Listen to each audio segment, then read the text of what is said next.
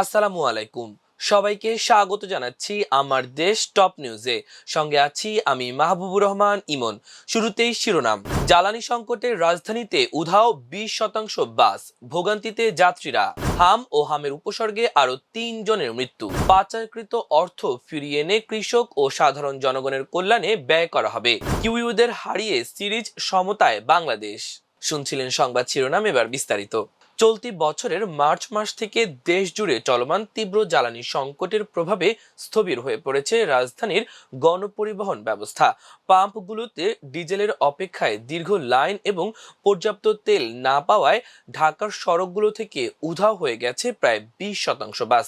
এতে দিনের ব্যস্ত সময়ে ঘন্টার পর ঘন্টা অপেক্ষা করেও বাসে উঠতে পারছেন না যাত্রীরা। পরিবহন মালিকরা বলছেন, তেল সংগ্রহ করতেই চালকদের দিনের বড় একটি অংশ ব্যয় হচ্ছে, ফলে বাসের ট্রিপ সংখ্যা কমে গেছে। ঢাকার গুলিস্তান থেকে মানিকগঞ্জের পাটোয়ারি ঘাট রুটে চলাচল করা শুভযাত্রা পরিবহনের একটি বাসের চালক বিল্লাল হোসেন বলেন, তেলের জন্য আমাদের অনেক কষ্ট হচ্ছে। গাড়ির তেল নিতেই দিনে 3 থেকে 4 ঘন্টা সময় চলে যায়। এই সময় অন্তত একটি ট্রিপ দেওয়া সম্ভব ছিল, কিন্তু সেটি আমরা পারছি না। তিনি বলেন, তেল সংকটের কারণে সড়কে গাড়ি কম দেখা যাচ্ছে, ফলে যাত্রীরা ভোগান্তিতে পড়ছেন এবং বাধ্য হয়ে গাদাগাদি করে বাসে উঠছেন। পোস্তগোলা, মালিবাগ, মধ্যবাড্ডা, দিয়াবাড়ি রুটে চলাচল করা রায়দা এন্টারপ্রাইজের ব্যবস্থাপনা পরিচালক মকবুল হোসেন পাটোয়ারি বলেন, তেল সংকটের কথা আর কি বলবো। আগে আমাদের গাড়িতে একসঙ্গে 5,000 টাকার তেল নিতে পারতাম, যা দিয়ে 3টি ট্রিপ দেওয়া যেত। এখন 5,000 টাকার তেল নিতে অন্তত 2টি পাম্পে যেতে হয়। কেউ 3,000 বা 3500 টাকার বেশি তেল দিতে চায় না। এই তেল দিয়ে একটি বাস মাত্র 2টি ট্রিপ দিতে পারে, ফলে প্রতিটি বাসের একটি করে ট্রিপ কমে গেছে। ঢাকা সড়ক পরিবহন মালিক সমিতির সাধারণ সম্পাদক মোহাম্মদ সাইফুল আলম বলেন, রাজধানী ও শহরতলিতে প্রতিদিন প্রায় 4,000 বাস চলাচল করে। বর্তমানে শুধু ডিজেল সংকটের কারণে 20% বাস কম চলাচল করছে, ফলে সড়কে গাড়ির সংখ্যা কম থাকাটাই স্বাভাবিক। তিনি বলেন, এক ট্রিপ শেষ করেই যদি তেল খুঁজতে হয় এবং তেলের জন্য দীর্ঘ লাইনে দাঁড়িয়ে থাকতে হয়, তাহলে এই জ্যামের শহরে বাস চলবে কখন আর মানুষকে সেবা দেবে কখন?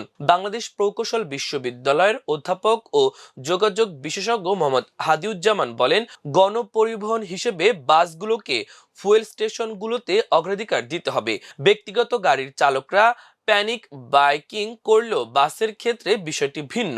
তাদের প্রতিদিন হাজার হাজার টাকার তেল লাগে, সুতরাং তাদের অগ্রাধিকার ভিত্তিতে তেল দিতে হবে।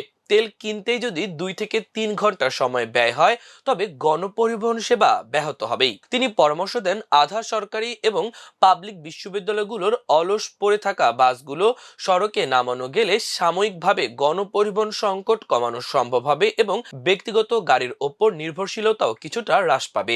ভবিষ্যৎ সংকট মোকাবেলায় সরকারকে এখন থেকে ইলেকট্রনিক ভেহিকেলের ইভির জন্য প্রস্তুতি নিতে হবে জানিয়ে এই বিশেষজ্ঞ বলেন, শুধু ইলেকট্রনিক বাস বা গাড়ি কেনা নয়, বরং পুরো একটি ইকোসিস্টেম গড়ে তোলা প্রয়োজন।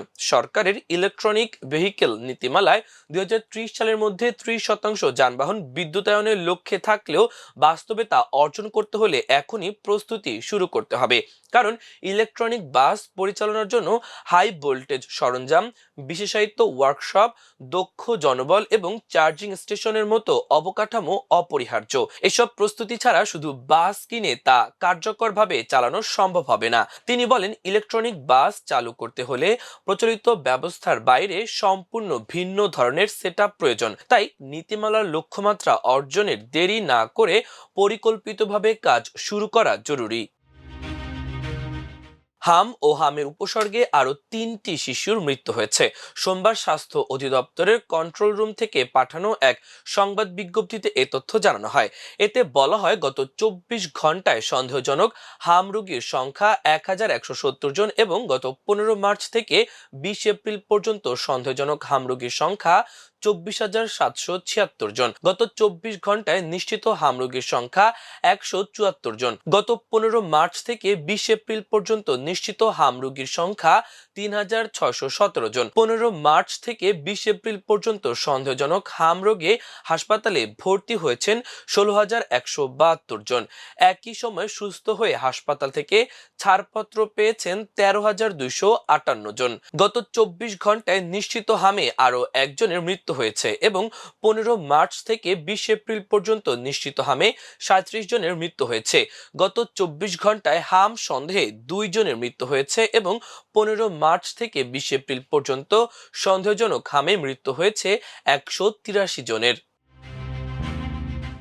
বিগত স্বৈরাচারী সরকারের আমলে বিদেশে পাচার হওয়া অর্থ দেশে ফিরিয়ে এনে তা কৃষক ও সাধারণ জনগণের কল্যাণে ব্যয় করা হবে বলে জানিয়েছেন প্রধানমন্ত্রী তারেক রহমান। তিনি জানিয়েছেন এই অর্থ ফ্যামিলি কার্ড ও কৃষি প্রণোদনার মাধ্যমে সরাসরি জনগণের কাছে পৌঁছে দেওয়া হবে। সোমবার দুপুরে বগুড়ার গাবতলী উপজেলার বাগবাড়ির শহীদ জিয়া ডিগ্রি কলেজ মাঠে ফ্যামিলি কার্ড বিতরণ কার্যক্রমের দ্বিতীয় পর্যায়ের উদ্বোধনকালে প্রধানমন্ত্রী এ ঘোষণা দেন। বগুড়ার গাবতলীতে দ্বিতীয় পর্যায়ের এই উদ্বোধনী অনুষ্ঠানে 911 জনের হাতে ফ্যামিলি কার্ড তুলে দেওয়া হয়েছে। চলতি এপ্রিল মাসের মধ্যেই দেশের আরো 23টি উপজেলায় এই কার্যক্রম ছড়িয়ে দেওয়ার লক্ষ্যমাত্রা নির্ধারণ করেছে সরকার। উল্লেখ্য, ক্ষমতায় আসার মাত্র 1 মাসের মাথায় গত 10 মার্চ ফ্যামিলি কার্ড কার্যক্রমের পরীক্ষামূলক পর্যায়ে শুরু করেছিল বর্তমান সরকার। মূলত সাধারণ মানুষের ক্রয় ক্ষমতা বৃদ্ধি এবং খাদ্য নিরাপত্তা নিশ্চিত করতে প্রতিটি পরিবারের নারী প্রধানদের হাতে এই কার্ড তুলে দেওয়া হচ্ছে। নারীদের ক্ষমতায়নের ওপর গুরুত্বারোপ করে প্রধানমন্ত্রী তারেক রহমান বলেন, দেশের প্রতিটি পরিবারকে স্বাবলম্বী করতে আমরা ফ্যামিলি কার্ডের উদ্যোগ নিয়েছি। এই কার্ড মূলত পরিবারের নারী প্রধানদের দেওয়া হচ্ছে।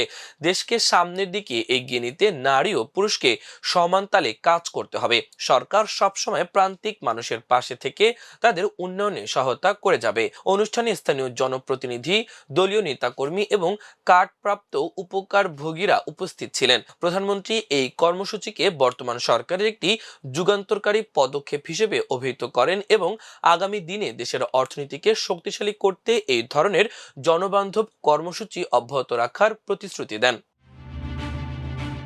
এবার খেলার খবর। দ্বিতীয় ওয়ানডেতে নিউজিল্যান্ডকে 6 উইকেটে হারিয়েছে বাংলাদেশ। এ জয়ে 3 ম্যাচের সিরিজে 1-1 ব্যবধানে সমতা এনেছে লাল সবুজের প্রতিনিধিরা। আজ শেরেবাংলা স্টেডিয়ামে দ্বিতীয় ওয়ানডে 87 বল হাতে রেখে জিতল বাংলাদেশ। অধিনায়ক মেহেদী হাসান মিরাজ 25 বলে 8 এবং তাওহিদ হৃদয় 31 বলে 30 রানে অপরাজিত ছিলেন। ষষ্ঠ উইকেটে অবিচ্ছিন্ন 32 রানে জুটি গড়ে জেতান দুজন। নিউজিল্যান্ডের 198 রান তাড়ায় 4 ওভারের মধ্যে 21 রানে সাইফ হাসান ও সৌম্য সরকারকে হারায় বাংলাদেশ। তৃতীয় উইকেটে 110 রানের জুটি গড়েন তানজিদ হাসান ও নাজমুল হোসেন। 76 রান করেন তানজিদ। নাজমুল 50 রান করে রিটায়ার্ড হার্ড হয়ে মাঠ ছাড়েন। প্রিয় দর্শক, আমাদের টপ নিউজের আয়োজন এ পর্যন্তই। সবাই ভালো থাকুন, সুস্থ থাকুন, আমার দেশের সঙ্গেই থাকুন। এতক্ষণ সঙ্গে থাকার জন্য অসংখ্য ধন্যবাদ। আল্লাহ হাফেজ।